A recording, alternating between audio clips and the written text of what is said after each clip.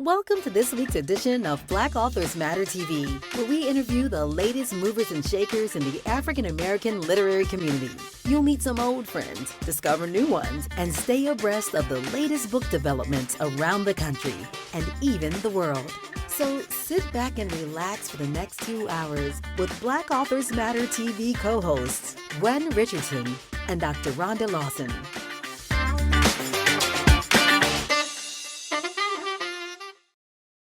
Good evening and welcome to another amazing episode of Black Authors Matter TV. I'm your host for tonight, Gwen Richardson, and my co-host, Dr. Rhonda, will be joining us later. Today is her mother's birthday, and they took her out to an early dinner, so she'll be running a little late tonight. We have another amazing lineup of guests. If you all missed it last week, we celebrated our 800th guest. So we've interviewed 800 different people on this show. And we've celebrated our 5th anniversary in July. So we are showing that longevity is its own reward. And so we are here for the duration and have some exciting things ahead. For those of you all who plan to attend the National Black Book Festival, if you go to our website, nationalblackbookfestival.com, you'll see the hour-by-hour schedule. So if you want to know everything that's happening at the festival, hour by hour, go there and you'll be able to access that information. Also, we have, I believe, 2 slots left for author vendors who may want to attend. So if you would like to sign up, please do so without delay. And that's it for my opening remarks. We'll be giving away 1 book tonight. And so welcome to the show for those who are returning, and welcome also for those who are new. We appreciate you. So our first guest is a young man.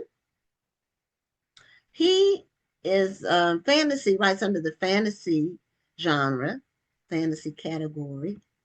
He's been very active recently with his second installment in his series, because I've seen his pictures all over social media. I don't think we're friends, but we have some mutual friends.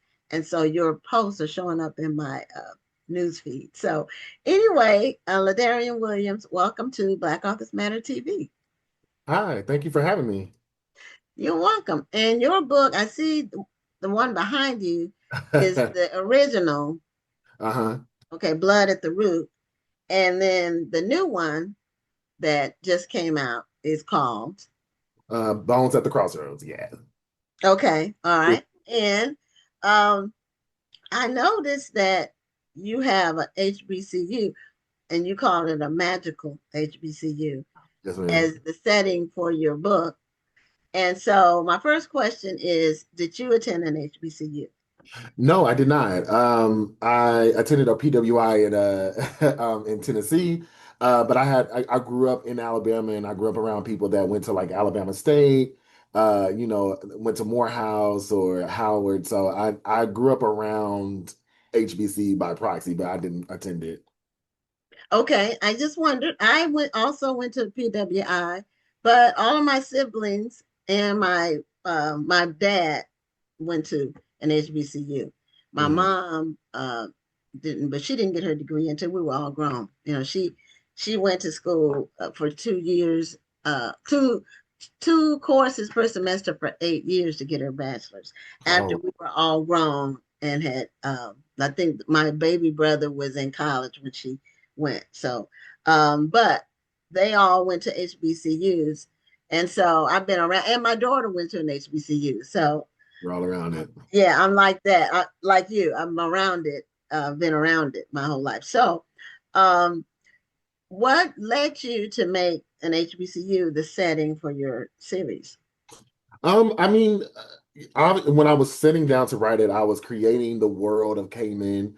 And I didn't want the school setting to be steeped in any of honestly, whiteness. I wanted it to be Black, and we learn about Black history, and we learn about the customs of Black American and the folklore. So I wanted it to be completely entrenched in Blackness. So that's why I kind of said it as an HBCU. But even though they still learn about their magic and it's fantasy and like there's so much um, supernaturalness, but there's still a grounded education that these students, that these characters that you meet go through. They still learn about Black history. They still, there's a chapter where Malik, the main character, he's like, I go to an HBCU, but I still got to take algebra. Like that's kind of crazy. So, it's still very, very grounded in its storytelling, but there is like some supernatural elements. But yeah, I just wanted to be around Black folks in a fantasy because I felt like we didn't really see that in a lot of books. Okay, that is a fairly new concept in books, although we are seeing it more and more, and also targeting the teen, young adult uh, Absolutely. demographic. So, but you're right. Up until recently, we really didn't. Hmm. Science fiction wasn't really uh, a category of books that had a lot of authors in it. Right. Uh, the two that and I'm an avid reader. I'm an author, and I've been reading since I was 4. So, but and we had a bookstore. We had a brick and mortar for 10 years. So I've been in the book industry for Oh, years, long, wow. 25 years. But Octavia Butler and Tananarive Due, Hmm. they had fantasy, uh, supernatural elements in their books. Um, Brandon Massey, I don't know if you're familiar with him, but his earlier work was kind of in that lane. Hmm. Hmm. Um, and his later work is more than the thriller, contemporary thriller. Hmm. But there wasn't a lot historically in this category. So this is fairly new, and it seems to be making its way around, especially with younger readers. Absolutely. And is that now, what's your target audience? I- industry wise, it says, young adult, teens, going to college, high schoolers, 14 and up. But I've been meeting middle schoolers, I've been meeting high schoolers, college, even people, in their 30s and 40s and beyond reading this book and enjoying this book because yes, the book is set around this 17-year-old kid, but there is, people who are of older, age, they still can find themselves relating to like characters like Mama Aya, who is, the grandmother, right? The grandmother that we all know, that we all, experienced and was blessed by, or the aunties and the uncles that are in our family. The cousins, the family member, the professors and the Benefits. educators. So older, adults can definitely read this book and still be connecting to it and find themselves not only in the teen characters but also in the older adult characters as well. So I feel like it's for everybody, honestly, at all age groups. Well, elementary, I think they're a little too young to read it, so give it a few years. Okay, um, does it have any scary like horror elements? Or is it Um, fantasy? and not horror in the traditional sense of it, but like I mean, I will say it is college, so Okay. there are things happening. There's language, there's I mean, everything that happens in college, it kind of it's not gratuitous, obviously, but no, it's not traditionally scary. I haven't been told that it was scary, so I don't think so. I'm not a horror writer, so I'm not going to claim that title, but yeah, no, I don't think so. I have a good friend that's a horror writer. She's a Black female horror writer, and she's mostly when she goes to horror events, she might be the only Black person, or there might be one or two others. There's not a lot of Mm, people in that genre, and strictly in horror, that are mm, writing truly scary stories. right. Um, so when you have been traveling all around with your book, you're going to where? You're going to pretty much everywhere. You're doing libraries, you're doing schools, you're doing Uh, bookstores, you're doing yeah, pretty much everywhere. I've been all the way, I live in LA, but I've been all up and down San Diego, LA, San Francisco. I went to Vegas. I just got back from Petersburg, Virginia. oh, Yeah, they Okay. had a black book. I think they had like their, I don't know if they, I think this was their first black book festival. Resist Books in Petersburg, shout out to them. They invited me out. I got to go to Washington, D.C. The first time yesterday at Mahogany Books and got to sign there. So yeah, I've been all over. I've been all over. I spoke at Virginia State University. Uh, Okay. yeah, I spoke to them. Hopefully, we're doing a HBC official HBCU tour next year for book That would, three. I was Yeah, going to ask about that too. That would be really, really cool. yeah, I'm praying that goes through. But yeah, yes, man, I've been everywhere, and just to show face and to let people know like, hey, I'm here, and this is my work, and this work is for you. So yeah, schools everywhere, everywhere. Yeah, just to get my name out there. Okay. Now, what led you to write this story? Like, what did something trigger it? Uh, Something happening like in the contemporary world? Were you reading some fantasy and found it lacking? Mhm. What led you to write this series? I mean, in short, I think, I I was getting back into reading because I stopped reading young adult books for years. I just felt like young black boys were not, especially teen black boys, were not at the forefront in a young adult book, specifically young adult fantasy book. If they were, they were kind of like off to the side, or they were only used to make like white main characters, like to kind of uplift them and their storyline. So I started Blood at the Root.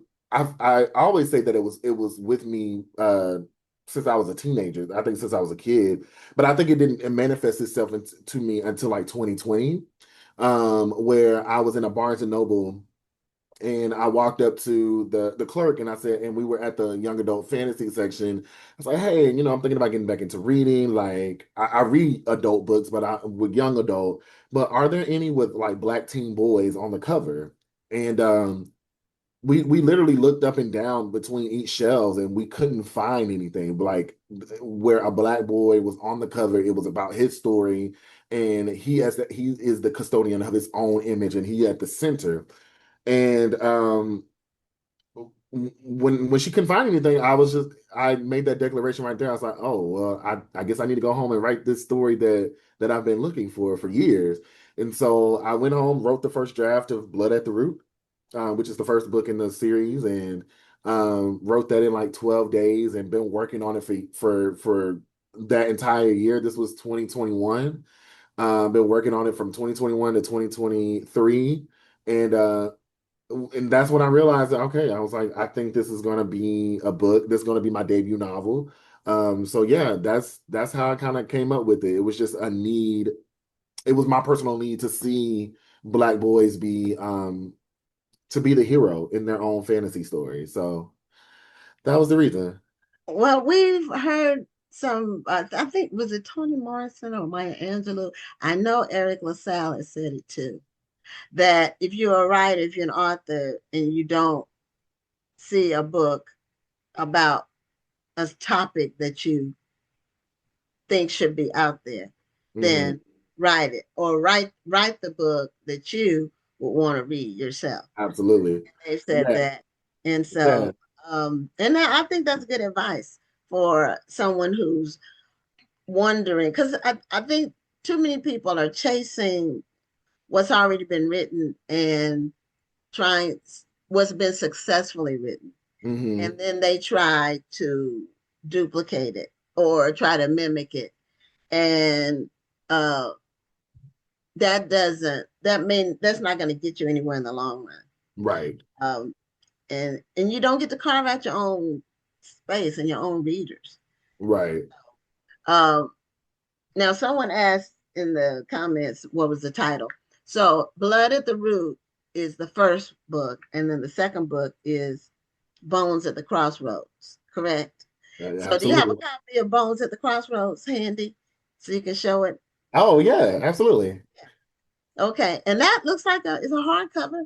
Are Yep. they both hardcover and paperback? Is that what it is? No, well, the Blood and Through is only in paperback. Bones at the Crossroads comes out in paperback. I don't have a date, but hopefully next summer. Um, Okay. All right. but So they yeah, did that one in hardcover. yeah, this is hardcover.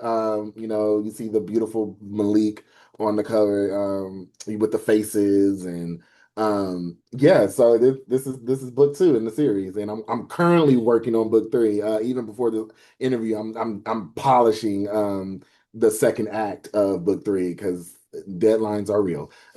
So Yeah, that's uh, the thing about now you didn't have any other books that you did independently before this or anything like that. This is like your debut. this is And my debut. I had a book that I was trying to get published, but it didn't make it. Maybe I'll revisit it one day. But yes, this is my official. Blood Through is my official debut. okay. And did you go through an agent? I did. Uh, so in the middle of writing the book, I was gonna self-publish it. And I was working with an editor. Shout out to Margot Weston, Black woman from Baton Rouge, Louisiana. As we were working together, she convinced me to go the traditional route because she was like, "Look, your mission and what you're trying to do, it's important." And she helped me with the queer letter. She helped me with getting Blood at the Root like ready for agents, and I submitted to probably over 300 agents from this was March 2021. So I submitted to like hundreds of agents. Um and a lot of them said no. A lot of them rejected the book. Um I was on TikTok live like a few weeks ago and I was like a writer asked me like how do you deal with rejection so I read some of my rejections out loud. And Oh, it was a very humbling experience for me because I was like, oh my God, there's so many rejections. But yeah, so I submitted to agents and they all kept saying we like the book, but we don't know how to connect to mm, Malik. We yeah. don't They don't think that there's an audience for and yeah, that. they said And it's not marketable. they don't know that there's an audience for it because they're not in those communities where they're living. Right. Absolutely. And I was like, no, there is an audience because I'm it's going viral on Twitter, it's going viral on TikTok. There is an audience. But eventually, I signed with my agent in August 2021.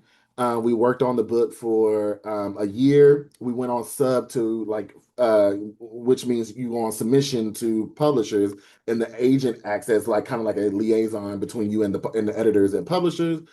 September 19th, 2022. That was the longest 4 months of my entire life because we were getting hit with the same rejections that I was getting with the publishers, I mean, the agents from before. It's not marketable. We don't know how to connect to this. We don't have a vision for this. So we went out to 30 editors at all the big five publishers, Simon Schuster, HarperCollins, Penguin, all the major publishers, and 28 of them said no. They turned down Blood at the Root and all said the same thing. We don't have a vision for it. We don't think it's marketable. Blase, blase. And January 19th, I finally sold it in a 3 book deal to Penguin Random House. And it came out on May 7th, 2024. It hit the New York Times. It was featured all on, Good Morning America and Kelly Clarkson and all these major shows. And, you know, apparently it was marketable. It apparently was marketable. So yeah. So that's kind of like the last step of that journey of publishing this book.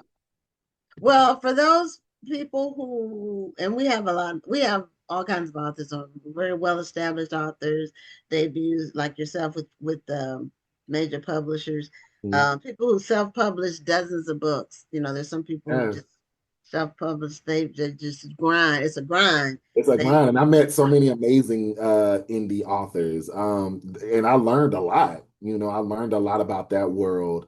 So many amazing indie authors that are killing the game, and I'm just proud to see it and inspired. Yeah. So, but you sent the book to 300 agents. I didn't even know there were 300 There's agents. a lot of agents out there. I submitted. I mean, I wasn't. I wasn't strategic with my submitting. I was just submitting it to everybody. Like, all right, Well, read my book, read my book, read my book. mhm. It worked, you know. Yeah, yeah, but It it took a lot of work and took a lot of work. persistence, Absolutely. and you have to be willing to accept rejection, like probably more rejection than you've ever had in your entire life. Right. Because normally, it, if you apply for a job, you might get rejected there, multiples. Um, if you're trying to talk to somebody, like date somebody or whatever, you get Hmm. rejected. But that's a lot of rejection, though. And Right. I'm an author. I'm self-published, and I don't like rejection. So my response to it is I write what I want to, and I Yes. produce it professionally. I do have a professional editor with covers and all that. But the rejection that I hear from people who trying to get an agent and then try to get, this is like three steps, because you have to get it edited, then you get the agent, but that takes a lot of work. See, you're the first person I've heard give that number for agents. I submitted to a lot of agents. Yeah, I started, like I said, when I was showing that one writer my rejection, it was just, how your email just Form letter. is. It's just a form letter that they kick out. A form Yeah, email that they for an kick. email, it was just like blood. I the title of the email would be like Thanks, but no seeking thanks. representation, blood at the root, and it was just so many of them. I was like, and they were dating all the way back to 2021, and here I am in 2025 working on my third and final book of the trilogy. It's just wild. Yeah. So your main character is Malik in all the books. Yes, Malik Barron is the main character, 17-year-old young black man, young black boy from Alabama. He has ancestral hoodoo magic. And he when his magic manifested on 4th of July, he thought that he killed his mother on an accident. But come to find out she mysteriously vanished. And so now he has all these questions about his magic and where did it come from, and until he meets his estranged grandmother, Mama Aya, who is a 150-year-old conjure woman in Louisiana. He just goes there to learn about his family lineage. So you go on a journey between book one and book two of this young black boy's life. Um, he's dealing with his magic, but he's also dealing with, first crushes and heartbreak and learning to go to class and family, and also being very vulnerable and tender with his younger brother, foster brother Tay. And he's just a black boy that doesn't get it right all the time. And I think, and I always make sure this is important, because even though there are not a lot of black boys in YA fantasy, black boys like Malik, his character, are held in the publishing world and in the book community. He is held to a different standard, to a higher standard than his white male counterparts. Um, and he is not allowed, if he's not palatable for certain people's taste, he's not allowed to make mistakes. But I always say it. I say it in my author's note, that he's allowed to, and he's gonna cuss, he's gonna cry, he's gonna yell and laugh. He's gonna experience the fullness of life. And I think black boys deserve to see that, and they deserve to have space for that, because it's not. And when we go out into the world, where we seeing right now, even today and yesterday, even with that young brother who tragically lost his life in Mississippi, we're not allowed to exist beyond people's you know sometimes ignorant point of view. But like, I just wanted to write a book where this black boy is unapologetic, and he is not afraid to speak his mind, but he's not afraid to be cracked open and be vulnerable in front of people. So yeah, so that's Malik. That's Malik Barron.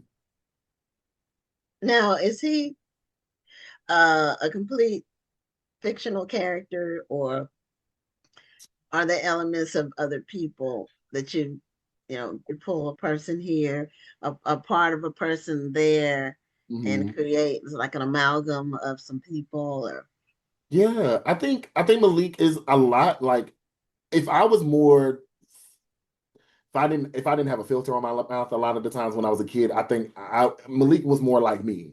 Um, he we kind of grew up the same. Um, we dealt with a lot of the same things. His is more heightened because it's magic, it's fantasy. But the prologue scene was kind of like a real scene for me, and that neighborhood is real. So he comes from a background that is very real. Um, as far as like the other characters like Mama Aya, his mom, or his friends that are at school, his love interest Alexis, they're all pulled from like different people that I know. Some of them are real. The roommates that he meets in at Cayman, they're based off of my roommates that I had in college. So yeah, I pull. Some people read the book, especially people that I knew. They were like, "Really, you put that in there?" Because they know like that's part of them. That happened when we were in school. Yeah, yeah. So they know, but also it showcases. I'm also a playwright, and I learned from the school of August Wilson is to write real people, write human beings. I always quote this, but like Viola Davis said at her Oscar winning speech, exhume the bodies of those who lived and those who dreamed and those who died, without seeing those dreams in fruition. So I try to write real people. Even though it's a fantasy, Right. I try to write real people where people can crack open the book and say, oh my gosh, Mama Aya is just like my grandmother, or Malik is just like my little cousin. I hear that all the time, or I get young black men in my DMs was like, thank you for writing this because I'm Malik. I grew up in a foster care system and now I go to an HBCU, or I'm like Tay, or I'm Alexis, for the Alexis fans out there. So to write real people and to write real people, you got to get through the bad, the ugly, the good, the bad, and the ugly. So, yeah, yeah, Yeah, people are multidimensional. They're not absolutely. one dimensional. Yeah. And one of our regular viewers, Curtis Stevenson, said in the comments, he said, I read Blood at the Root earlier this year for my book club and loved it. Oh. Thank you, LaDarrion, for your storytelling. Keep doing what you do. Thank y'all. Shout out to your book club. Thank y'all so much for supporting. Yeah, now speaking of book clubs, have you been meeting with book clubs? Have you had any book clubs pick your book so far? I have. One of them, it was an all black male book club, which was just so beautiful. It's one of the most memorable interactions I had with readers.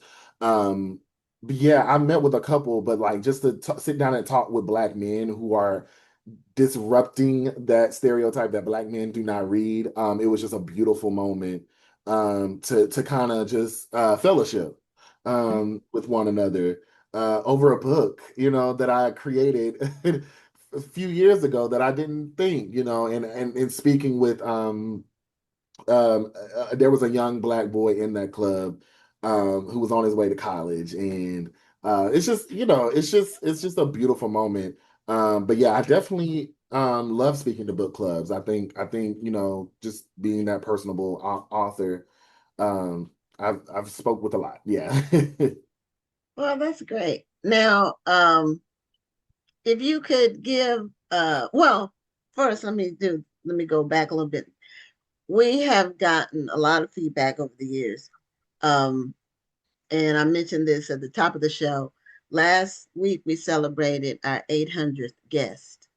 We've had Oh, 800. We've interviewed 800 different people.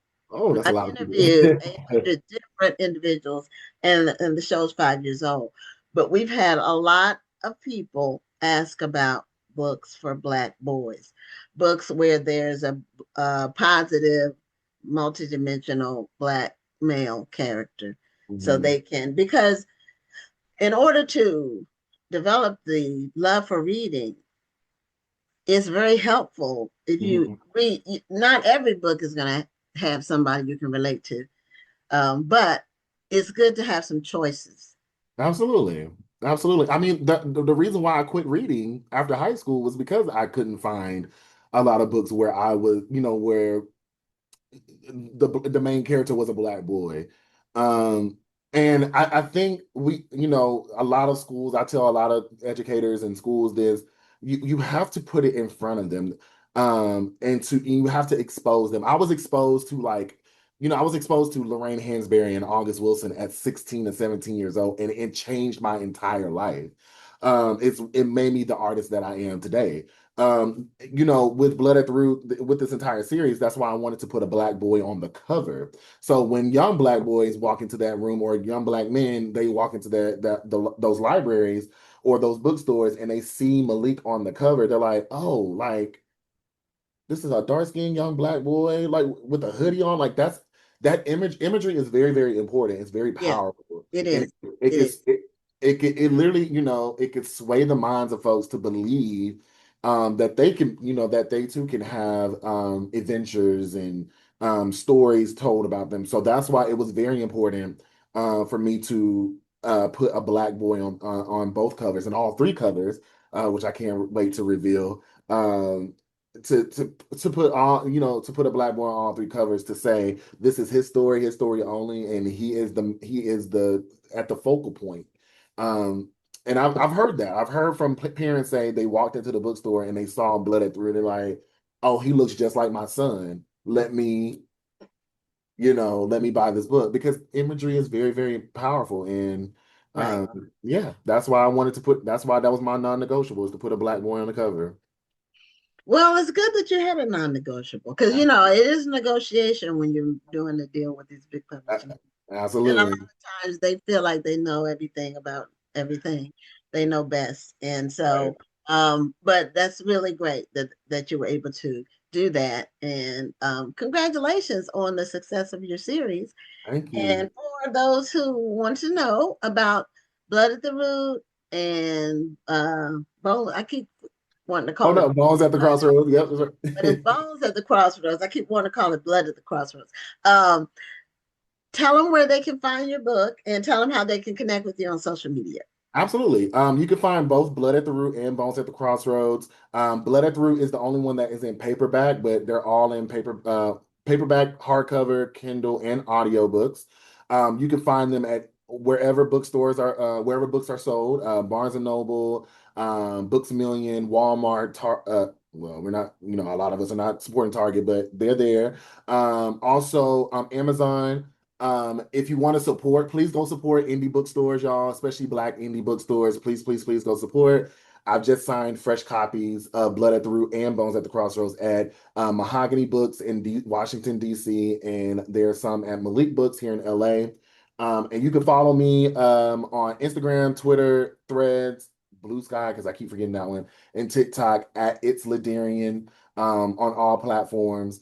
Please follow me. I update people regularly, and I show cool behind the scenes of writing the book. So please go follow me. But yeah, please support the book, because we need y'all. We need people to pull up and support books, because numbers matter, sales matter, and that helps us Black authors to continue to write these stories for y'all. So please, please, please support these books. Okay, well, thank you so much, LaDarrion, for being a guest on Black Authors Matter TV. Congratulations again on your book series, and thank you for writing books that feature young Black men in a fantasy world. Thank you. Because we need to be in all the worlds. Absolutely. you know. Absolutely. All right, Thank you. well, have a great night. You too, and congratulations on everything. Oh, well, thank you. No Thank you. problem. It's a labor of love. I'm sorry my co-host wasn't here yet. She's late. She's running late. So, Oh, no problem. Tell her what's up, and y'all have a good one. okay. All right. Good night. Good night. Okay, that was LaDarrion Williams, and he's a young man who's writing fantasy featuring young Black male characters. So, as his main character. So now we're going to bring on our next guest, and I'll do the book giveaway after this interview. Uh, so the book that we have to give away. But Zina Francis, this young lady, is a children's author, and she also was a finalist for the Black Authors Matter Children's Book Awards. I forgot which category she was in. I think you might have been in two categories, but I don't have it in front of me. So you can mention, I'm sure she remembers what categories it was. So, uh, welcome to Black Authors Matter TV. And make sure you unmute so we can hear you. Okay, can you hear me now? Yes, yes. Thank you for being a guest on the show.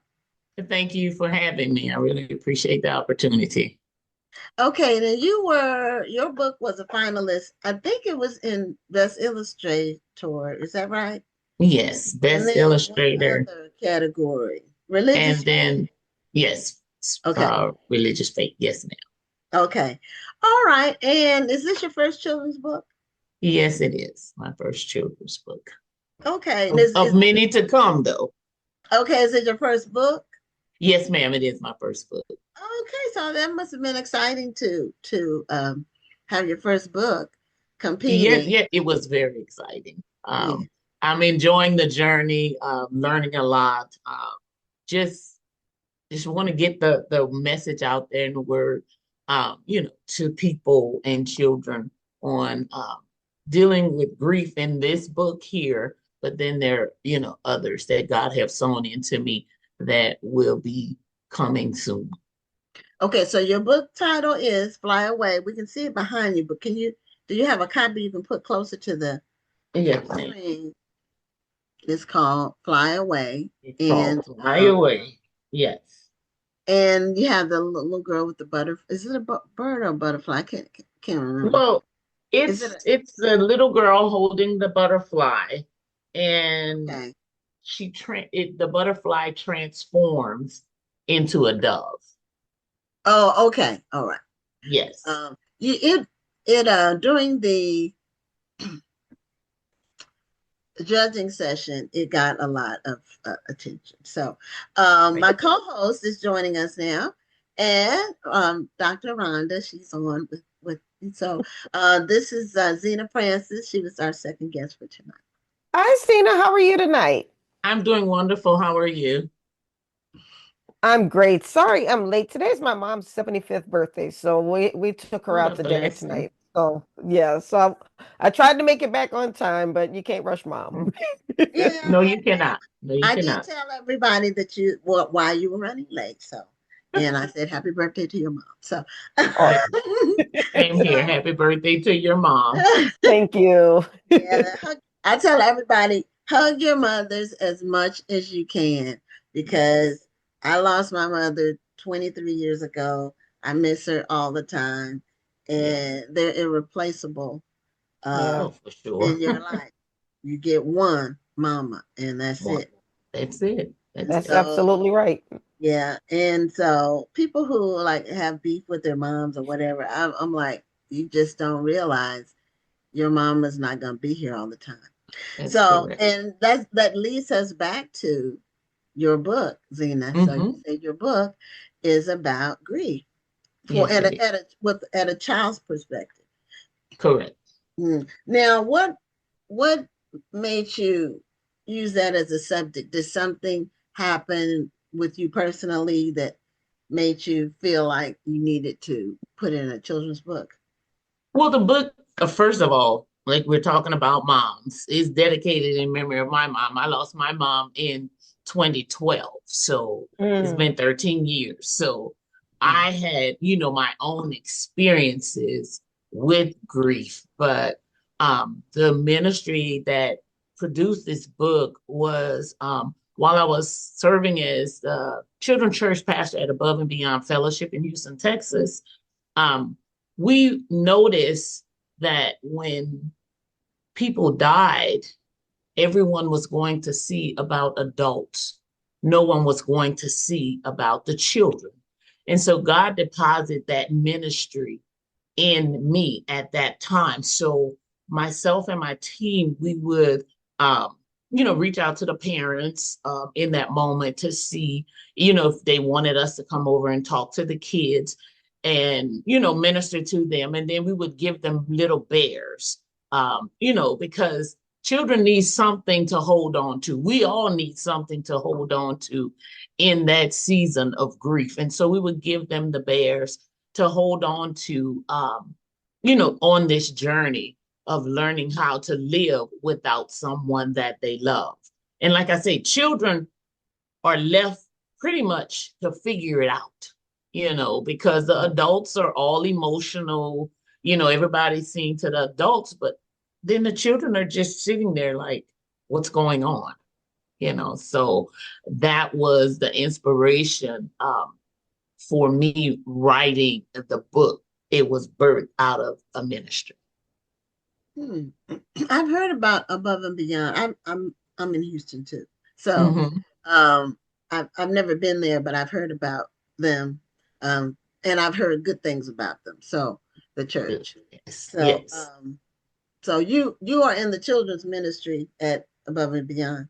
Yes, I was for 17 years. I served there as either children's director or the children's church pastor in my last capacity there. Yes. Okay, yeah, that takes a certain you have to really be, that's a calling. Yes, it is. Yeah, that's my passion, children. Yeah. You have to have a passion for that, because that's not a lane that I couldn't travel in. I'll just put it like that. Not everybody can. No, I don't. I'm old school, and I don't have patience for some of the changes that have happened. I just can't. And so I'm in the choir. I love singing, and that's where I minister in song. So, but God bless the people who, and there's some people you can tell it's something that it's just in their heart. The people who work in the children's ministry at our church, they just have a heart for it. And they, and they do it for years. And I'm at Fallbrook, and for example, we have our Vacation Bible School. We might have 1,000 kids that come through our Vacation Bible School in the summer. And then on that Sunday after the week of Vacation Bible School, the children sing. Well, normally we have a couple of hundred kids on stage singing, performing, and of all ages. The little babies are on the bottom, and they don't really know what's going on, but they do try to sing the songs. But it's amazing. They invest a lot in the youth, and it is an investment. Oh, yes, it is. I would tell people all the time, we're sowing seeds into the lives of these children. We may not see the fruits, but just know that when you sow seeds into good soil, you will reap a harvest. That's what the Bible says. What farmer plants a seed and doesn't expect a harvest?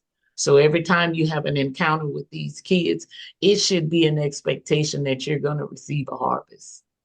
Yeah. And then, to train up a child, it doesn't say it's only for parents. Correct. That's where the village comes in. Exactly. And, my dad was a pastor, so I'm a PK. And my grandfather. Okay. The people I grew up with that were Sunday school teachers and all of that, they were sewing into us kids, and they really helped, were part of shaping my life.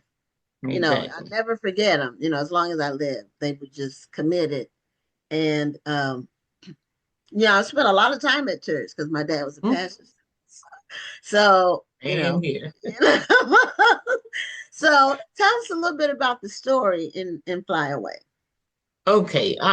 The story is about a little girl who loved going to her grandmother's for the summers and just being at a grandmother's house. And that came from my childhood, loving being at my grandmother's, because we had the village. And so, the cooking, I grew up cooking. So these kids love baking cookies and everything with their grandmother.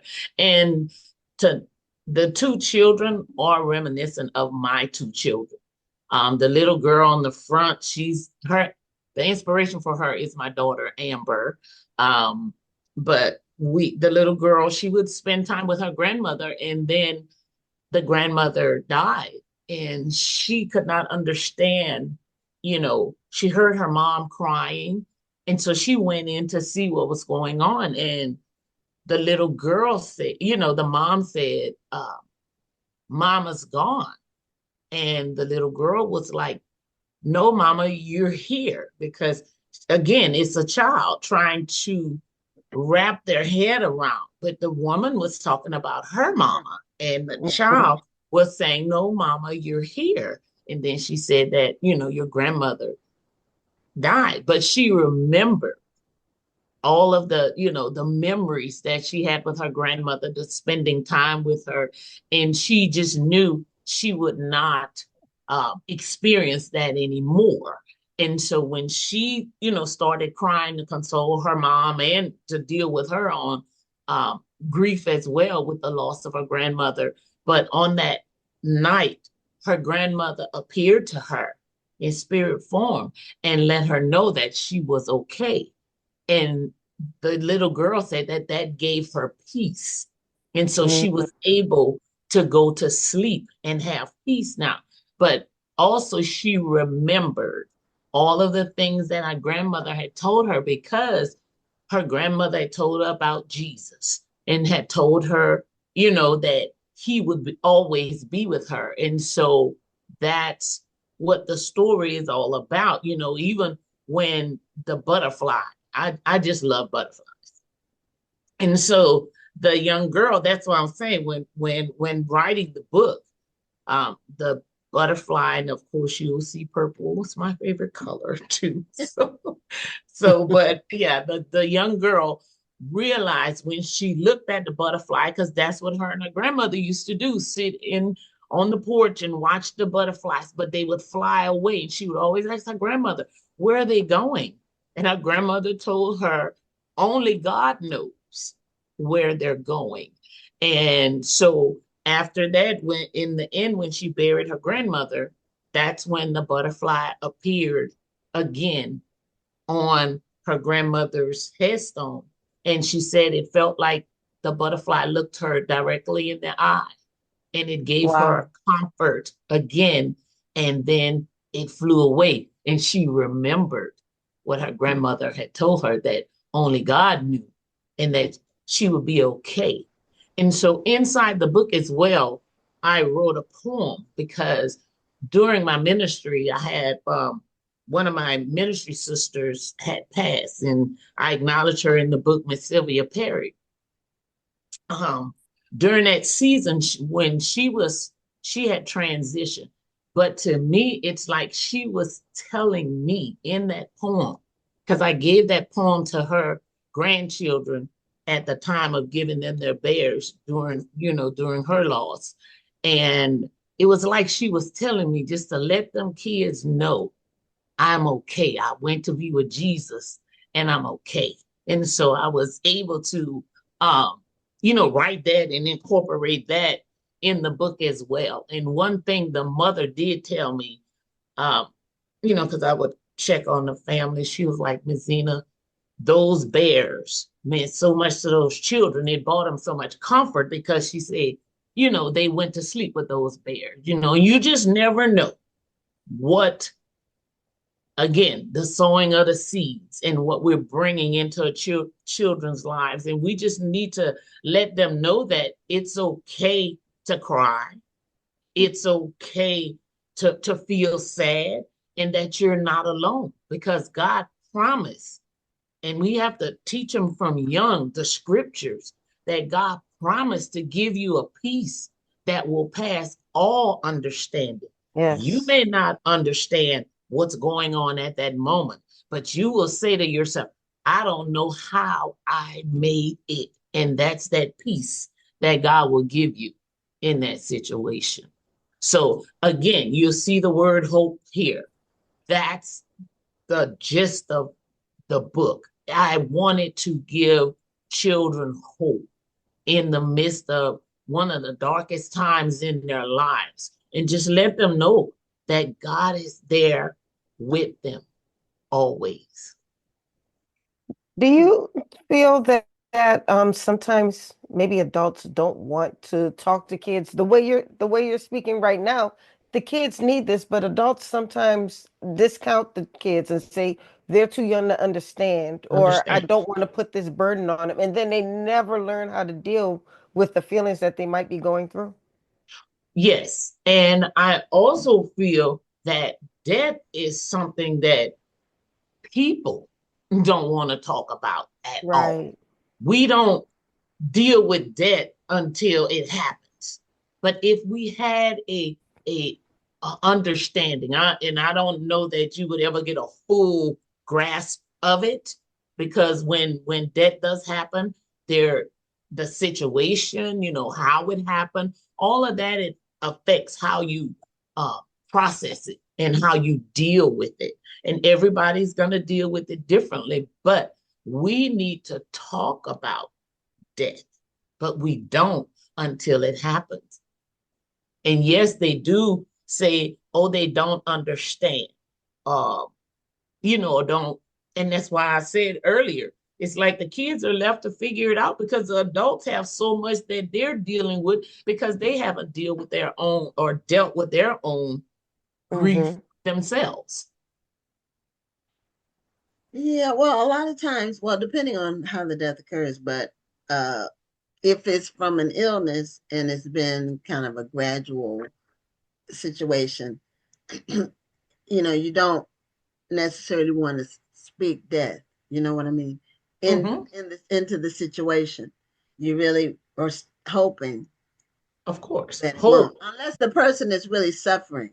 Right. Sometimes people are really suffering, and so in those cases. But then if it's from an accident or something completely unexpected, and Mm-hmm. that's where it's shocking, then Yes. that's a I guess that's why people don't really talk about it, because it's almost like, are you speaking it? It's like life and death is in the power of the tongue, So if you want Correct. to speak life, or do you want to speak death? Even if it's from an illness, it can still be sudden within the illness itself. The person can appear to be weathering it, and then all of a sudden it Mm-hmm. takes a turn. So Correct. in either way, I've experienced, three in my immediate family: my mother, my father, my brother, and it was all three of them were illnesses. But Mm-hmm. uh, my father had COVID, and so they told us he was transitioning. So we kind of had a chance to get used to the idea before a few days before it happened. But with my mother and my brother, it was sudden. It was shocking, sudden. So either way, it's part of life. And I Mm-hmm. like that Definitely. um you got the idea from actually ministering to children Mm-hmm. during the time of grief. Yes. And grief, you have different, I know over my lifetime, I've experienced death. The first one, I was mad with God because Mm. he had taken away someone that I love. But as I've grown spiritually, you grow and then you learn that there is hope after the death for believers, Mm-hmm. because the scripture tells us to be absent from the body is to be It's to present be with present. God. Now, if Yeah. you're a believer, you have hope, Mm-hmm. That's true. So if we're talking about it in that aspect with children and teaching them that, knowing that, none of us are built to last.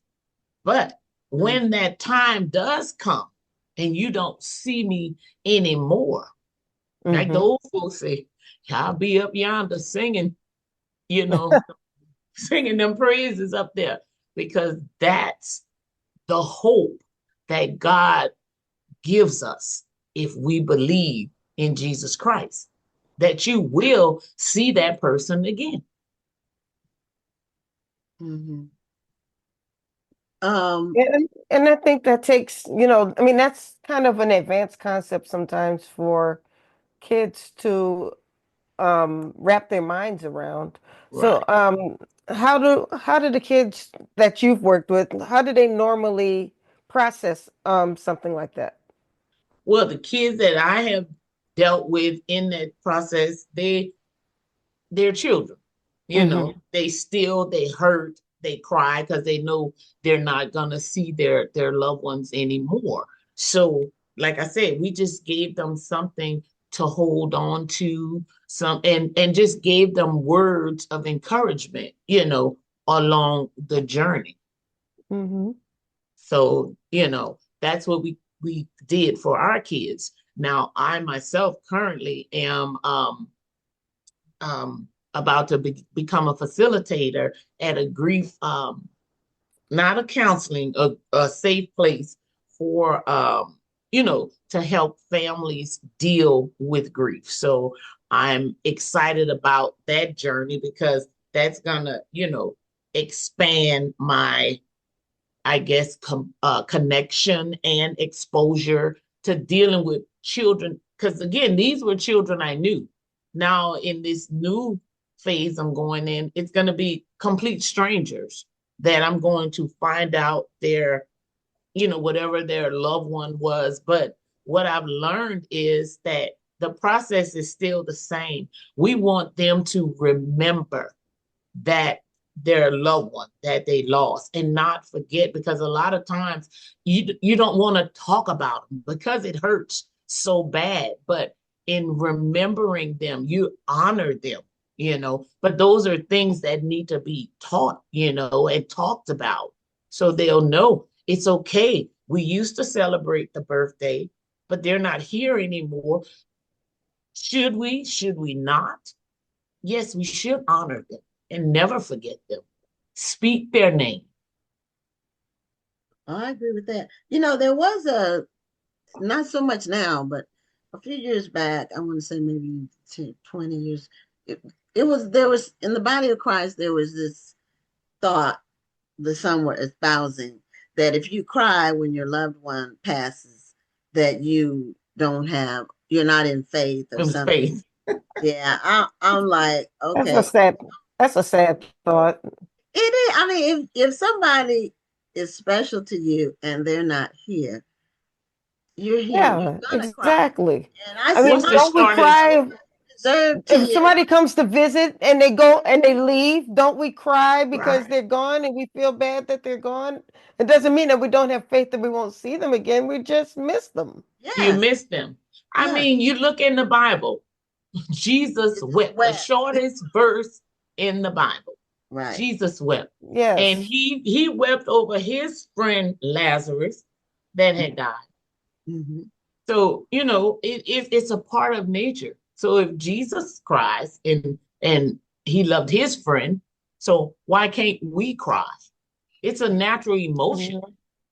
Yeah, I don't hear that now as much, but a few years back, did you all hear that? Like it was like in some churches, some settings, people were saying that, um, and it was more in some of the non-denominational churches. Mhm. Anyway, I just leave it there. But it was a thought, like people were espousing that if you Mhm. cry and your loved one passes, that you are not in faith, or you're not doing. Somehow you're making an error from a spiritual standpoint. So anyway, I think that's stupid. And untrue. Practical. It's just not It's human. It's not a human how human human. beings are built. We're Exactly. built to be sad and have a Correct. range of emotions. Correct. And Right. so Zina, show us your book cover close up one more time. Okay. Children's There's a book, prop here. You Fly Away. It's fly beautiful. away. And what I want to also share with you is, I know you had asked me about where they can get my book from. I have an online bookstore Okay. called Okay. uh, Nook Books by Z.net, and they can get it. And what I have on there also is what we call a bundle of hope. It's a bag where they will get the book and the bear. And we have a chocolate one, and then we have a beige one. So they can choose whichever bear they want. Because again, we want to give these kids something in their hands to hold on to. And I've gotten so many encouraging stories about the book. I even had a lady that read my book at my chiropractor. His wife read my book, and when I came back, she was crying, and we started talking. So I was able to minister to her. But she told me that that book, and this is a children's book, she said that book blessed her and that it made her think about her mother, because she said her mother had died 12 years ago, and this was the first time she had truly cried with someone about losing her mother. So Wow. the impact of it, God is all there. And I said, well, Lord, it's completing the mission for which it was sent out to bless people, because there are adults that can read this. It says it's a children's book, but there's a little kid inside of each one of us that may have never dealt with the loss of losing a loved one, the hurt, the grief, and that will move them hopefully to have hope as well. Right. Well, thank you so much for producing a book that had some impact on people at their most vulnerable time, Yes, including absolutely. children. And congratulations on Thank being you a so finalist much. for the Book Awards. Yes, I'm excited, and thank you all for the platform to get my message out of hope to children and just anybody who will pick this book up and read it. My prayer is that God will speak to their hearts and comfort any brokenness that exists. Okay. Well, have a Beautiful. great night, Zina, and thank you for being a guest on the show. All righty. Thank you so much for having me. Bye-bye. You're Thank welcome. you. Have a Bye-bye. great one. Bye-bye. Okay, so we're going to give away our book that we didn't get to give away when Dr. Ian Smith was on the show because his interview was short and then we just weren't able to do it. So Dr. Ian Smith he writes health books, and he also writes thrillers. And so this is a series. I think it's book 4 or 5 in the series. This is the latest installment called Beyond Midnight. And so the trivia question for this book is the body of the story's victim. So there's a victim in the story. His name is Joaquin Escobar. His body was found in what well-known body of water? So if you get the answer to the question, we'll send you a copy of Dr. Smith's book. So, and Rhonda's going to put it in the chat so that you can respond to the trivia question. So our next guest has been on the show before. He writes in 2 different lanes. He writes he's got like a double memoir, which was like a part 1 and a part 2. But he also writes fiction. So tonight we're going to talk more about his fiction work because when he was on the show last, about 6 months ago, he talked more about his memoir.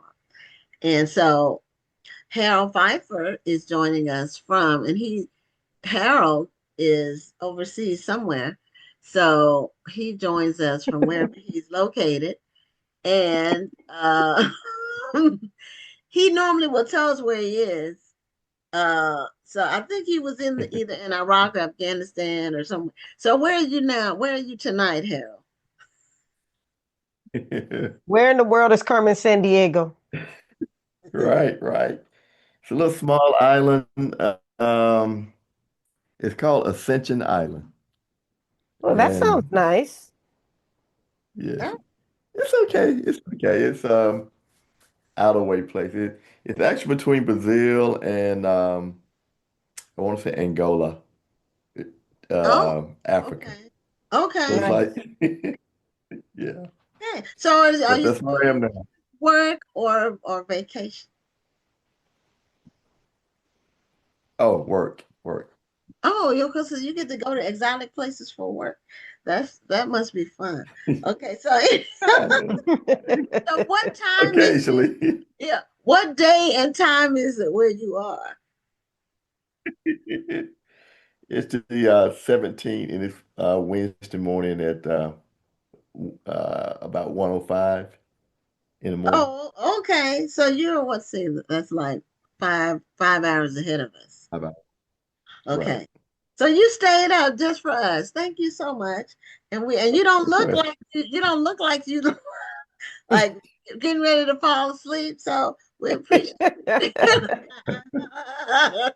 being alert and smiling and all of that on the island where you are. So welcome back to the show. And you write under your own name for your nonfiction work. And then for your fiction work, you have a pseudonym. It is Dean Conan. So show us both of the books that you have right now, or do you still have two, or do you release another book since then, or do you have you don't have your books with you? You have that book with you. I don't have Dean. You don't have Right, Dean right. with you. Okay. All right. Well, you can still tell us about it, and then we Yeah. can still hear about the book that you showed. But tell us about your fiction series and Dean Conan.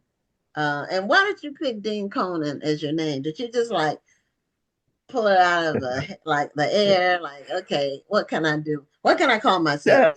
Yeah, I know. my Or how did you come up with that name for your pseudonym? now, my my younger brother, middle name is Dean, and Okay. so put that and Conan. I thought a little bit catchy, yeah. So just like I said, pretty much pull it out, Okay. and right. But and I want to separate my fiction from nonfiction, so I figure I just write on a different name. Yeah. Okay. But Yeah, a Makes lot sense. of people do yeah. that. But some people don't. Mhm. Some people just they write under the same name for everything. I do. Right. Me too. Me too. I'm putting riches on I wherever. understand. I Whatever is understand. said is me, and that's Yes. I would want to be another name, but I do understand why some people do it. Sometimes it's your audience. Some authors say their audience just couldn't accept that they were writing erotic Right. after they had written Christian fiction. Right. Right. Right. No, and Uh, that makes sense. If you're in two basically competing genres, you right. want Or to make completely sure opposite. that Right. you don't want to confuse people. Hmm. Right. hmm So Right. tell us about your character in your books. Your first book for Dean Conan Yeah. is the first title is Charlie Moses. what's the title of the first book and the The title of the first, second yeah, the first one is Fool Me Thrice, Money Changes Everything.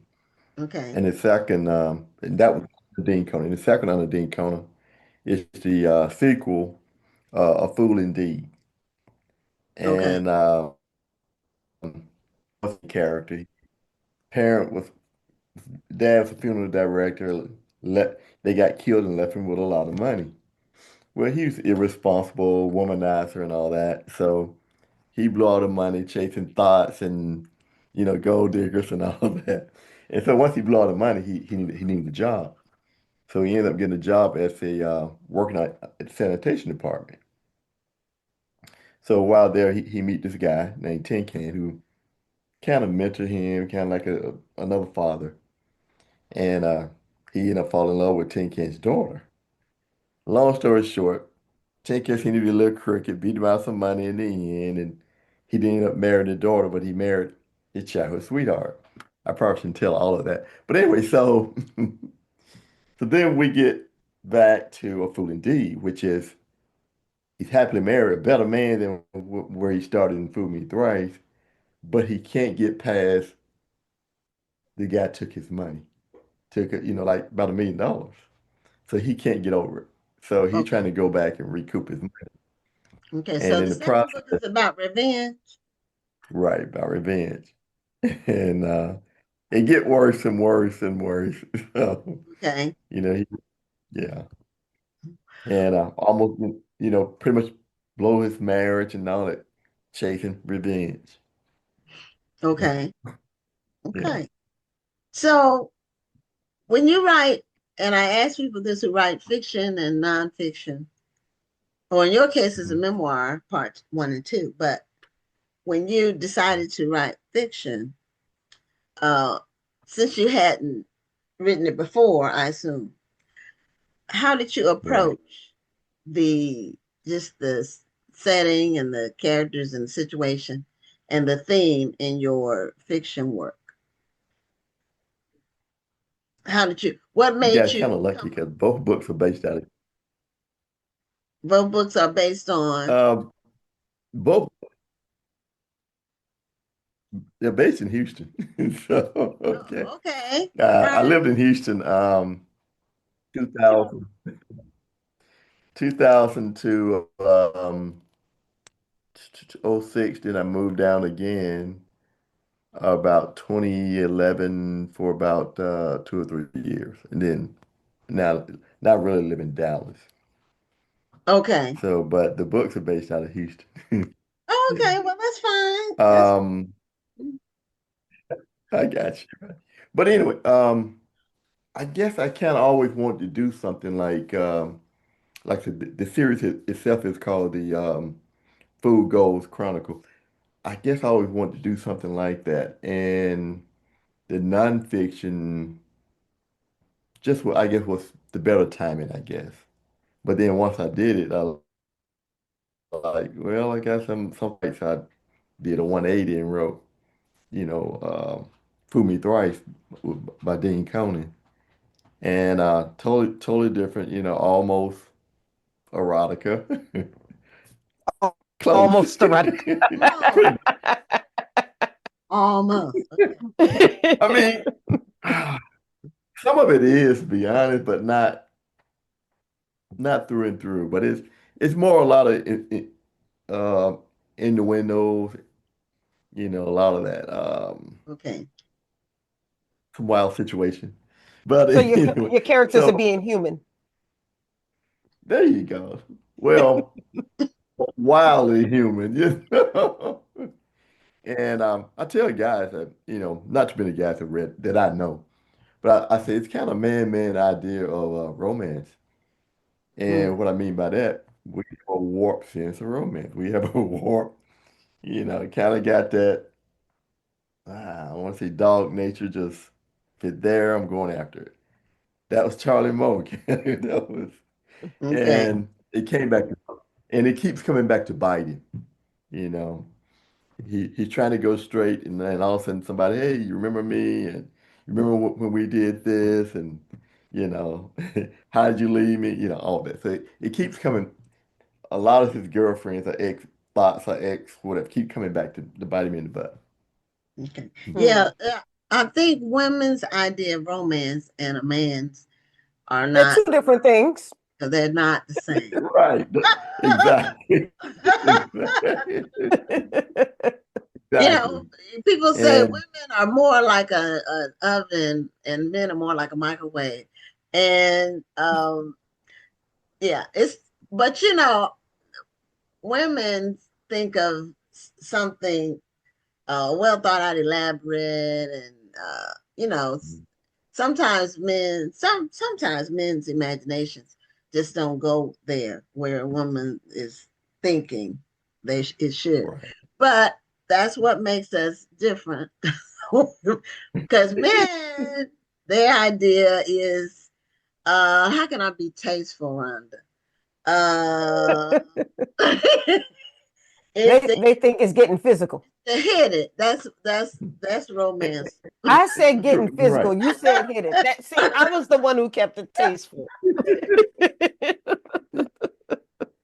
And most of it is that most of that fear of missing out. We're missing out. There, I get it. She's here, I can't let it go. I can't, pass it up, whatever. It's that fear of missing out, and it is more evident in the um Fool's Gold Chronicle. I mean, except after he's get married, he's a different guy. But in Fool Me Thrice, it just want him, say once. And then, it flips in A Fool Indeed. It's not him, it's actually one of his best buddies. But his old history keep coming back to bite him still. Okay. Now, what gave you the confidence when you made the switch? Well, to write fiction. Well, and do you read a lot of fiction yourself? Not a lot, but I just kind of felt I had that story. And my brother was, one of those nice looking guys. So so he had a lot of girlfriends. And he had friends who were what y'all would say pretty boys. So I got to be around them and I saw all Pretty the Ricky, house what they girls, call them. Huh? Yeah, there you What did go. you say, Ron? Oh, I missed what you said. What did you say? They're Pretty Ricky, what they call them. Oh, pretty Ricky, right. So, so, so I got to be around a lot of pretty Rickies and I got to see them, work their magic. And mm. so I just took what I learned, been around it, and let my imagination run wild and wrote the book. Because people ask me, is that you? No, that's not me. Well, it didn't seem But like I you know had some a stuff. lot of imagination from what you're describing. You were just writing what was happening and changing the names of the Right. people to protect the innocent or the guilty, whichever. Hmm. I What won't say, I confess that now I it's a don't know of confessional. all the It's a situations. confessional.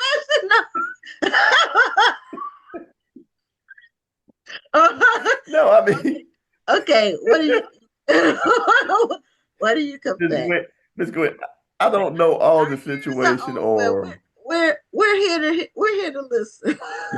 We listen and we don't judge. but but I'm saying, it's fiction, so I just embellish and project it probably how it went or how Well, that's the it would fun part happen. I about mean, writing fiction is you can take the story anywhere you want to go. there you Yeah, go. you can. You can hold back from true events, like, or you can embellish the true event. Right, You know, uh, right. you can take a story or a situation and take it to an extreme. A lot of times that's a recipe for a good storyline, for good writing. So I put a lot of those together and probably what the reaction would be and just kept building and building. All right, okay, moving on, building another one. And had some fun with it. I won't lie. I had a lot of fun with it. Yeah, your covers are very nice, and that's why I wanted you to show them. Uh, Okay.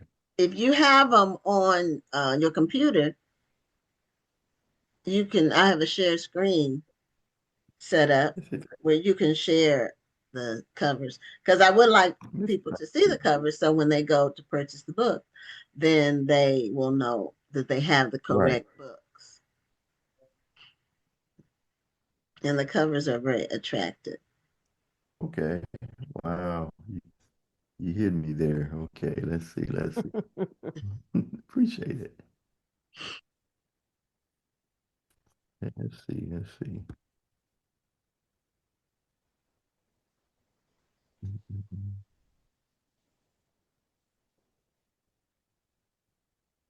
And a hush fell over the room. Yeah. And I probably got them on my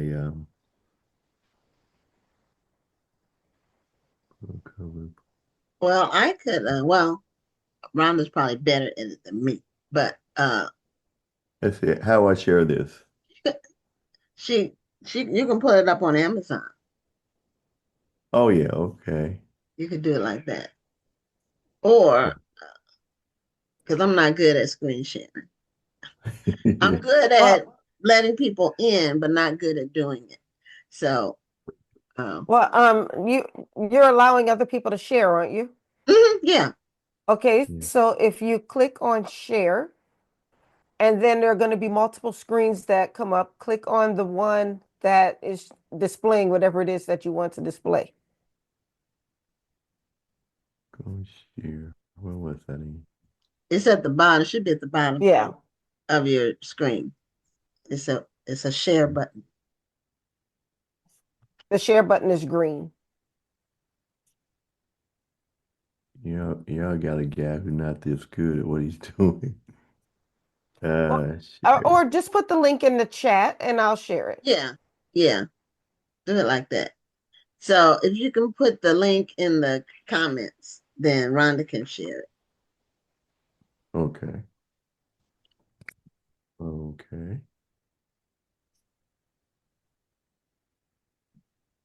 Or Rhonda, if you can pull it up on Amazon on your computer on another browser, do you think you Well, can do I looked that up on Amazon, but all I found was Harold. It's under the other name, so I have it? It's to. under Dean Conan. Dean Conan, yeah. His pen name. Okay, let me see if I can pull it up real quick. Dean, spell that last name. It's Conan. Conan. Mm-hmm. Okay. Mm-hmm. I shall share it. Okay. Thank you. A Fool Indeed? Yeah, that was the second one. That's part Which 2. one do you want to show us? Yeah, that's the second one. Mm-hmm. Fool Me Thrice. First one is Fool Me Thrice. See, I know Yeah, that's the one. I mean, all I'm seeing right now Right. is the, hold on, I'm gonna do it this way. Stay tuned, folks. We got this. Thank you all for Okay, here we go. Okay, all right. I found it. Okay, so this is the cover for A Fool Indeed, Yeah. which is part 2. And part 1, did you find a Right. Yeah, I'm sharing it right now. Okay. And he Can you did see it? Yeah, there it is. So he did blue on Fool Me Thrice, and then Right. red on A Fool Indeed. Yeah, this is a very nice cover, by the way. Yeah, it's a very I like nice the cover. I like the city in the background. I like how you can't exactly see the character's face on the front. Yeah. So we can picture him to be anybody. Mm-hmm. Right. You sure can. Yeah. Yeah, and then here's the Fool Indeed, as you said, it's in red. And he did the same thing. He showed a partial face. Right. And he's holding the drink. In the first one, he is doing his cuff, touching his cuff on his shirt, which to me implies that he's very vain about the way he dresses and all that. Yeah. Very conscious about his look. So anyway, I thought the covers are very good, and you have a good rating too. You have a good review rating, so that's always good. Yeah. People that read them, they love the book. So, and then I guess thinking back at Fool Indeed, maybe I should have saved some of that till they get in the middle of it. But some people don't like the way it starts, and some people, okay. So, can't please them all, but it's a good book. I was just about to say something. The best you can do is just write a great book, because people are always going to have something to say. Right. Yeah, and people will say, well, why didn't your character do X, or why didn't they do Y? Because I didn't want them to. That's Right. that's my answer. Right. If I wanted them to do that, they would have done. So, it's my book. I wrote it, and it's my story, and I'm gonna tell it the way I want to tell it. But because you can't. you have in your mind what you want your story to, how you want it to Exactly. unfold, how you want it to start, how you want it to progress, and how you want it to end. So Right. that's for you to decide. And so hopefully the readers will enjoy it. And at least I always say, at least let your book have an ending.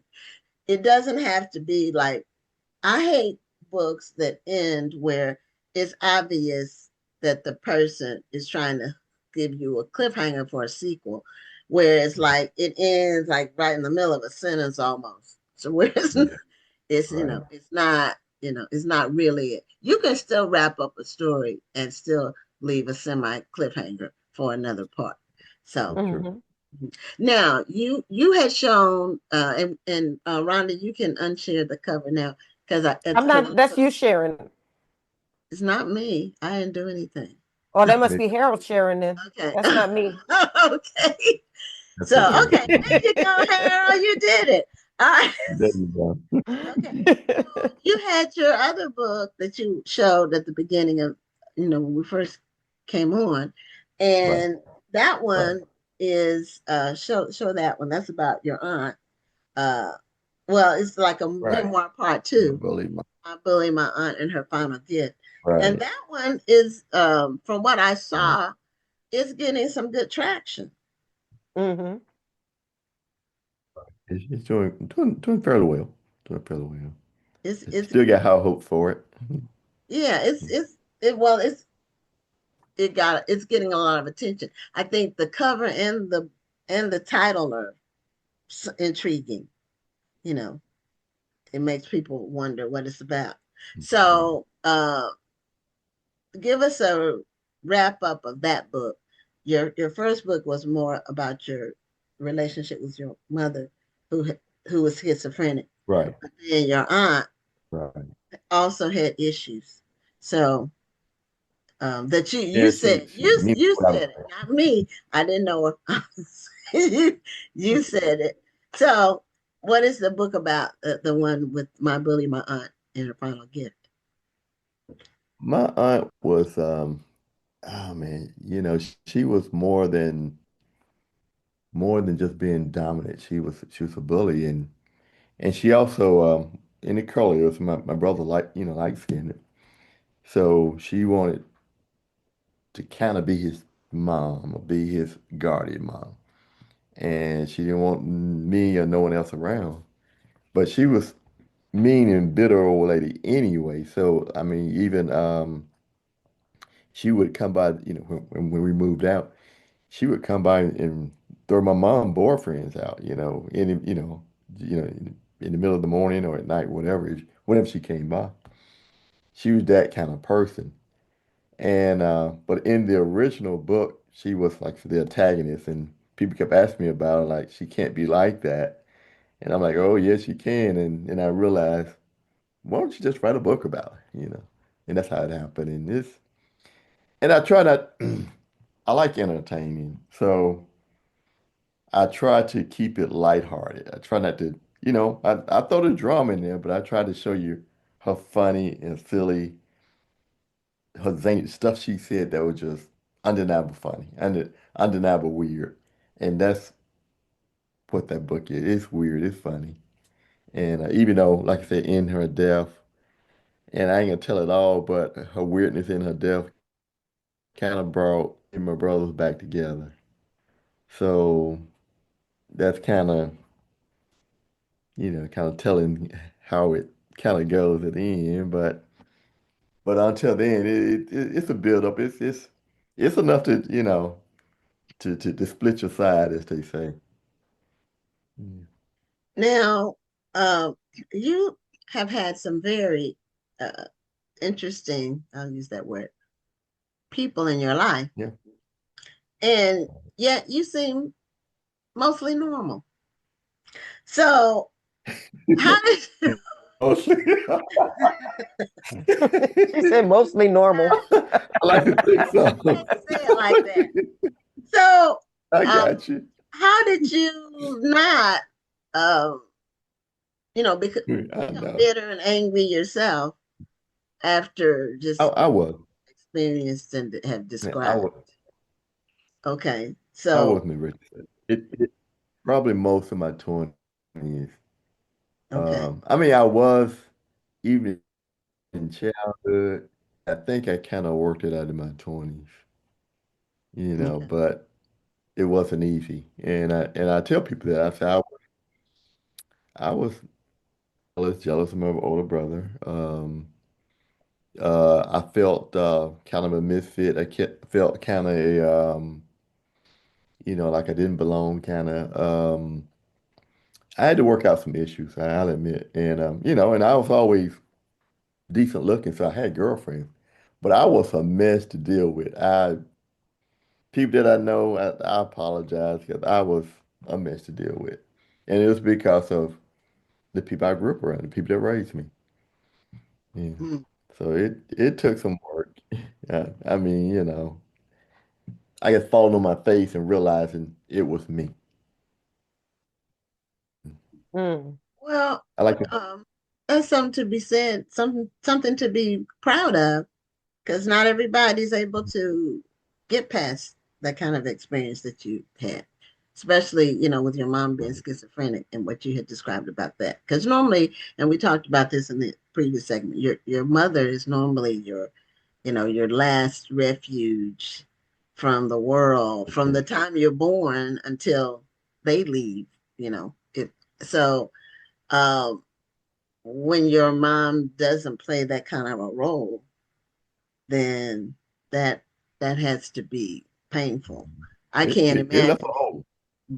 Yeah, I can't Yeah. imagine it. But I know that a lot of people do have challenging relationships with their parents, and yeah, you have to. They're human. The parents are human, and so you just have to, uh, give it to God, and try to work it out and get past it, and then treat people like you want to be treated in the final analysis. So, Harold, thank you for being a guest again on the show. Okay. Congratulations on having 4 books now. When you first came on a few years ago, you only had the one book. So, Right. You've moved on. You've been killing it.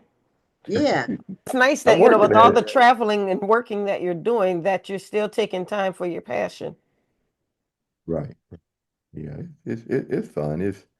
It takes some work. I'm sure you ladies know it takes some work. You start writing books, you're trying to get them off the shelf, and it takes some work, but it's a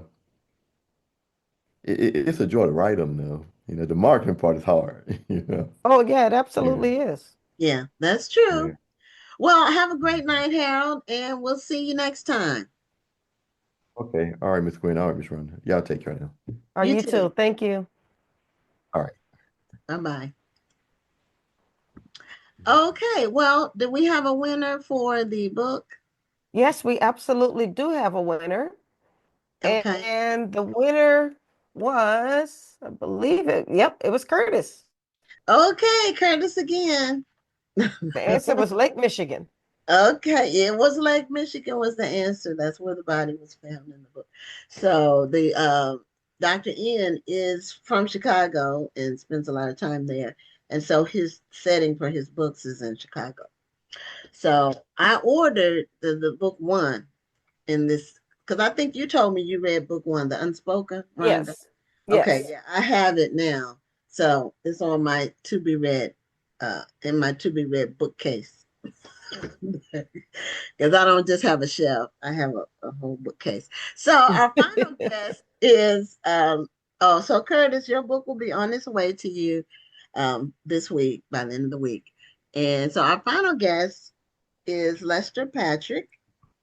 He he was on the show a few months ago for his and talked about his book Inspirational Moments.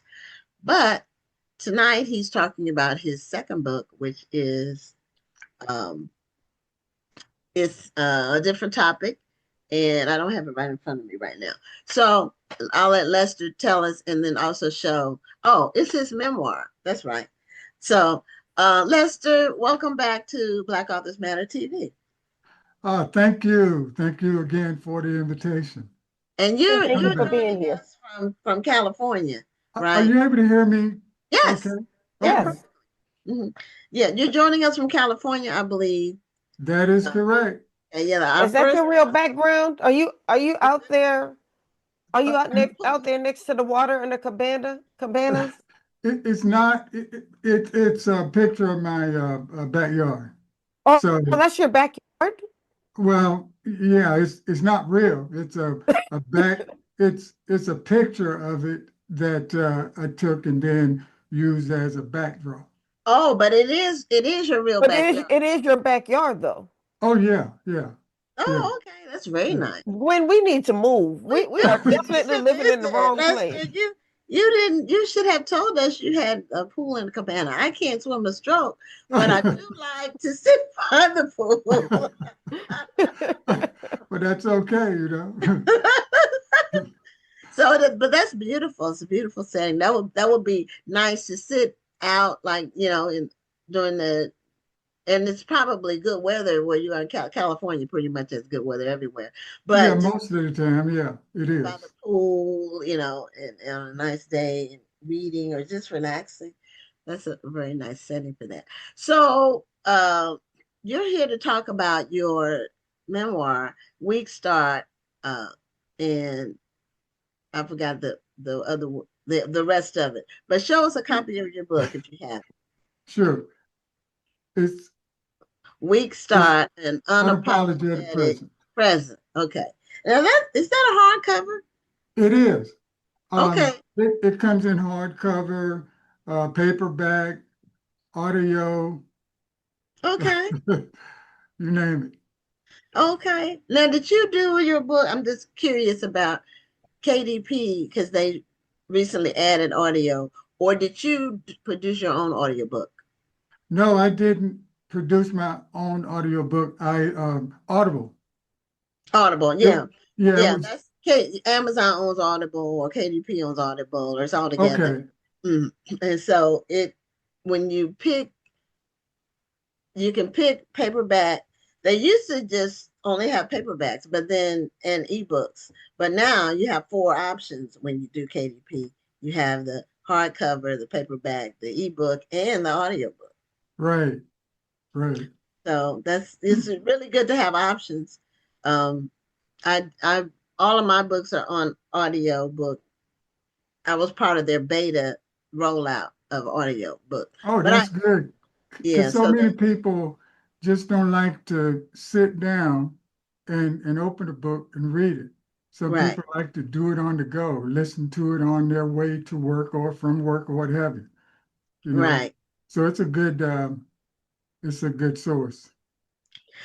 So tell us, one, why you called the book Week Start.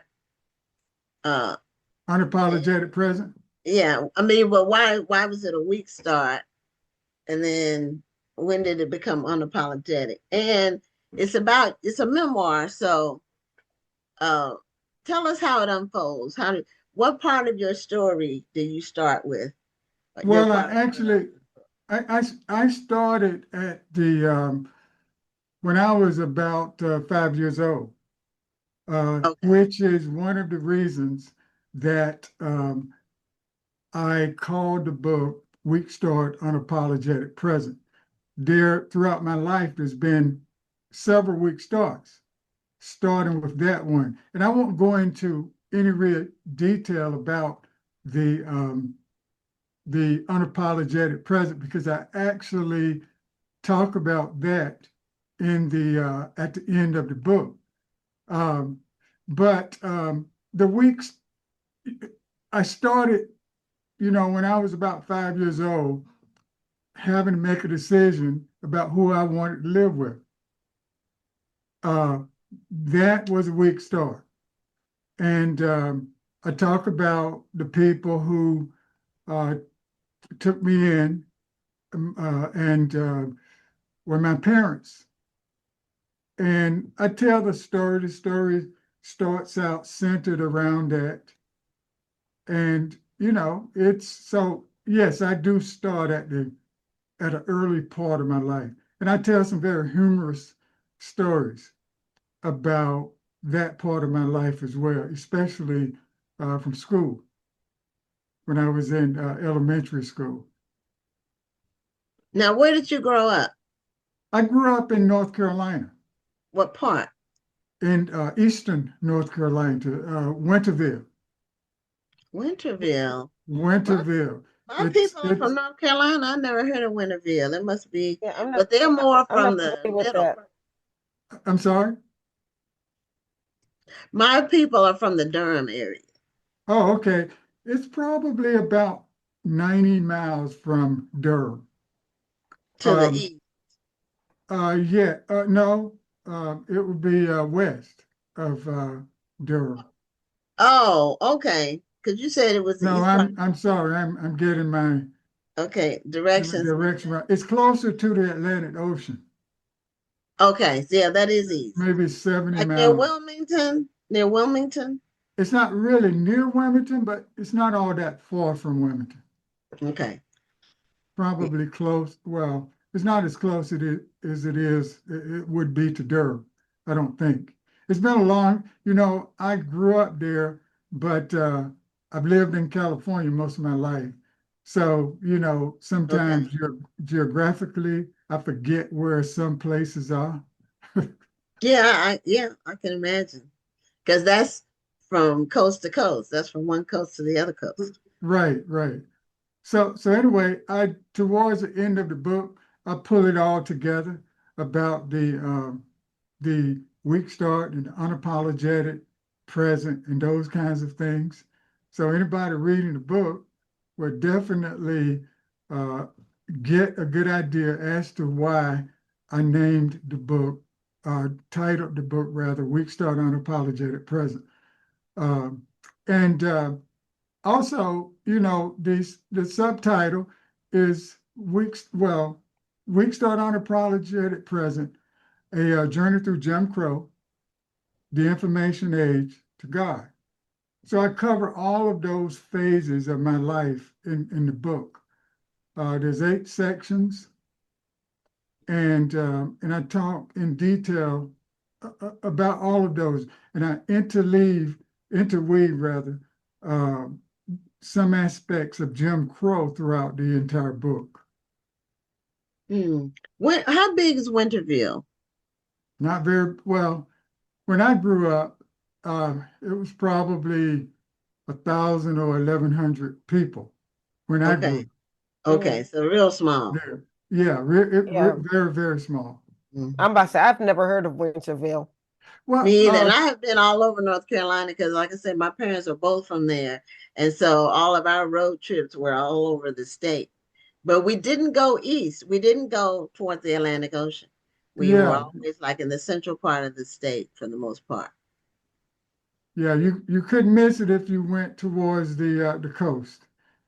Okay. So what's the Black population there? What was that like growing up there as a little boy? When I grew up there, it was probably 35%. I'm guessing, but a lot of African Americans there, much more so than in California, of course. Okay. Not quite.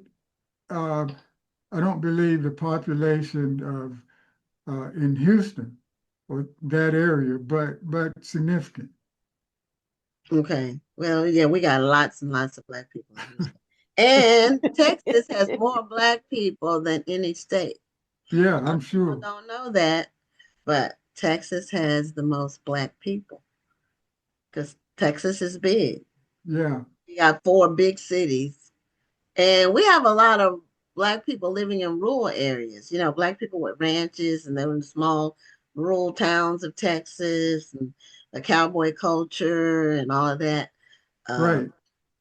So now, when how did you get to California? By way of the Navy. I was in the Navy. And that was my last duty station. I liked it here, so I stayed. I was Well, in the Navy. California is a great place for the Navy. Yeah, There's a lot of Navy out there. right. I was in the Navy for 8 years, but most of my time I spent overseas. And but my last tour of duty was here in Stockton. So I got out and, just stayed here. For several years, I had plans of leaving, but the longer, I'm sure you know that, the longer you stay, the harder it is to leave. Yeah, you get roots, and then you buy a house, and have a family. You have a family? Oh, yeah, I do. Yeah. Yeah. So, Yeah, sometimes you settle in and you just say, this is it. yeah. Mhm. And that's what we did. And I'm very glad we did, because I've seen how some things shape up in other parts of the country that I don't want to single out any particular states, but the politics is a little different here in California. Yeah, that's true. Yeah, It's a one party state, more or less. yeah, more or less. hmm More or less. So, once you settled in Stockton, you went into uh, the tech industry, I believe you said Uh, last y- time you were uh, here. yeah, that's correct. I spent a long time in the technology industry. Um, as a information technology specialist and network design, designing some wide area networks, some national wide area networks, metropolitan area networks, local area networks, you name it. I Mm. I did it, and that was a very enjoyable period of my life, all 42 years, because it was it was challenging. There was never a dull day, and so I loved it. Yeah, well, it's technology, especially once the internet um became a thing and took off. Right. I know, young people, like my daughter's 29. She doesn't know anything about not having an internet. Yeah. Right, No. right. So the group that's in their late 20s, well, 30 and under, pretty much early 30s and under, they've never seen a world without the internet. So when you describe, so that's a lot of change in the way people communicate and, phone calling. There's been a lot of major changes in technology in the last 25 years. Uh, cell phones now, everybody has one, but that's not the way it started out. So, That's that is correct. I remember the first one that I had. It was a shoulder mounted, so you had a shoulder bag to carry it, because it was so heavy. oh, wow. Yeah, it was. Wow. But you mentioned young people and not being able to do without technology, and which is one of the reasons that I wrote my book, Weak Start Unapologetic Present, because I grew up during a time when uh, most people simply don't realize, even though they've heard, for example, the terms Jim Crow, they don't really know what it means. Mhm. And I think it's critically important today that more people do understand what it means, because I see a lot of similarities today in our country that existed during Jim Crow.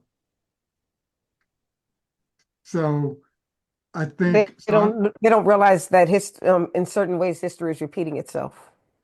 That is correct. And one of the things, we're only 60 years away from Jim Crow today. Only 60 years. It was Mm-hmm. it was ended. 1965. Yeah, 1965. yeah, So, legally in 65. right.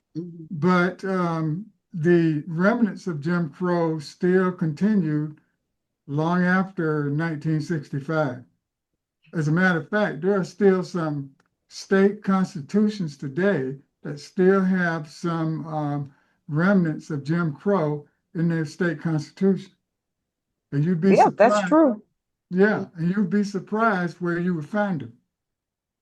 But you know, and which is again one of the reasons that I wrote the book, because you know, for whatever reason, most people don't want to talk about it. And I think that is why, you know, we're really on the verge of seeing another phase of Jim Crow as we sit here tonight.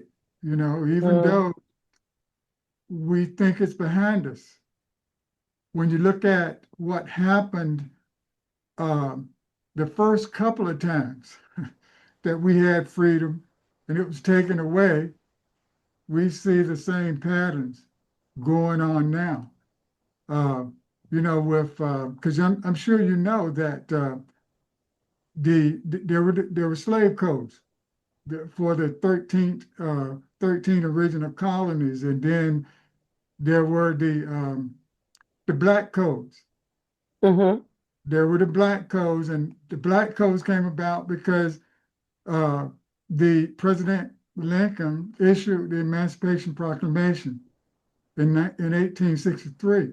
And then, you know, the 13th Amendment during the same year in 1863 was passed by Congress, and it was ratified in 1865.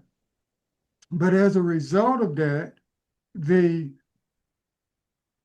states, particularly the southern states, some others too, in response to that, they passed the black codes. And not very many people realize what the black codes really were. The black codes actually took away freedom. I mean, and it's stated specifically in some state constitutions. And I'm paraphrasing, but there are statements in a particular, and I put this in my book, in a particular state that says that the purpose of this law is to deal with prior or previously enslaved people and to return them back to a condition before they were free, before emancipation. And that condition, of course, was slavery. And, you know, so when we look at, the question comes up, you know, can it happen again? I think we need to look at history and how easy it was that happened. The people in the late 1800s during Reconstruction had no idea that their freedoms would be taken away. And there was even a civil rights bill of 1866. And this is when Jim Crow came on board, when Congress passed the Civil Rights Bill of 1866, and they did that in response to the black codes that the states had passed. But then in response to Congress's action, the states responded with Jim Crow laws. And those laws that I was just saying earlier were actually, they were actually enforced until 1965. And I go into separate but equal. Basically, a lot of it was that. And you basically didn't have equal protection under the laws at all. None whatsoever. Right. And And I try to, in my book, I try to help uh, anybody who reads it to understand that and how critical it is that we today take a look at, pay attention, I should say, what is Right. really happening in front of us, because the same patterns are happening. So Well, I don't. We're not these people now are not the same people that were then in terms of being fearful and willing to accept what was happening. That was a lot of it. When you have people who were slaves, they basically lived in fear and they couldn't challenge anything. They had not legally challenged. They didn't have the wherewithal to challenge. Even when I think about my parents, um, and my parents were, lived through Jim Crow, and they didn't let it stop them from progressing and doing things they wanted to do. But they never.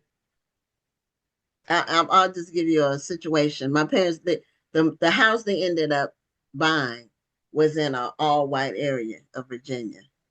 I think they had one black neighbor. Very nice neighborhood, but their white neighbors basically didn't speak to them. Then we were grown and gone. So this was the house they bought after we were grown.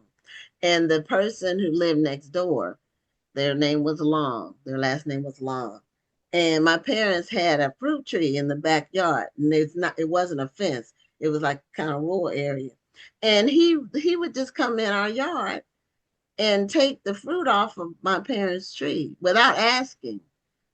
And one day my dad went out there when he was actually taking the fruit from the tree. And the guy said, well, my wife likes these, whatever it was. This was, but my dad didn't give him an earful. I would have given him, I would have read him the riot act. You know what I mean? But because my dad Well, grew up in those times where you didn't confront white people, you well, didn't. um, I remember when I used to watch these civil rights movies with my grandmother, and I would say things like, I would have said this, I would have done that. And she shut me down. She said, you don't know what you would have done had you lived in those times. And I think sometimes it's easy for us to live in the times that we live and say what we would have done had something that happened to somebody in the 40s or the 50s or even the 60s. It's easy for us to say, oh, we would have done this or we would have said that. And it's not always that easy. Well, I right. don't mean, no, this wasn't in the 50s or the 60s. This was in the 80s. This was now. I was at the house when this happened as an adult person. But but And but I that, didn't know but it I was guess you happening. have to also look at the time in which they grew up. No, I agree. No, Yeah. that's what I'm saying. They grew up where you didn't really confront white people, one on one like that. That's not who we are right now. These are Well, we're well, not those people. the So I don't see us going back. Now I hear what you're saying, but I don't see we're not going back. That's well, just I'm yeah. not predicting. I'm Okay. not predicting that we will go back. So Okay. let me clarify that. What Okay. I'm doing is presenting in my book, for example, history. And and it's real. And when we talk about what the people did in the past, well, I think that they were much more brave than we are today. For example, it's happening as we speak today. Just for example, Shelby versus Holder in 2013 during the Obama administration. The Supreme Court struck down Section 5 of the Voting Rights Act of 1965. And the court struck down the formula that had been used for 50 years since the Civil Rights Bill of 1965.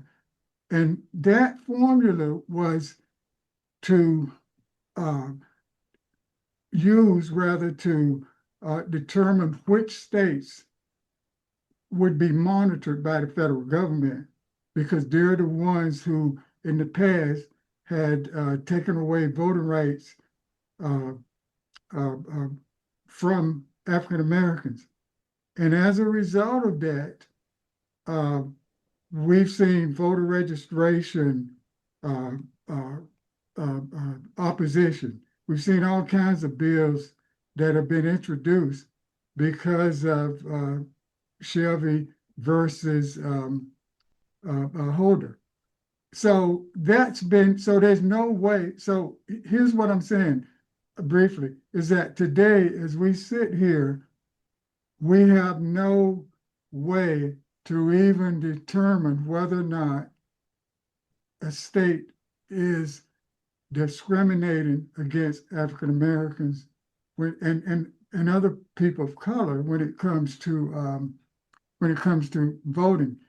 And in addition to that, since that bill, there's been 29 states that have passed 94 laws, making it more difficult for people of color to vote. And it's having an impact. Today, just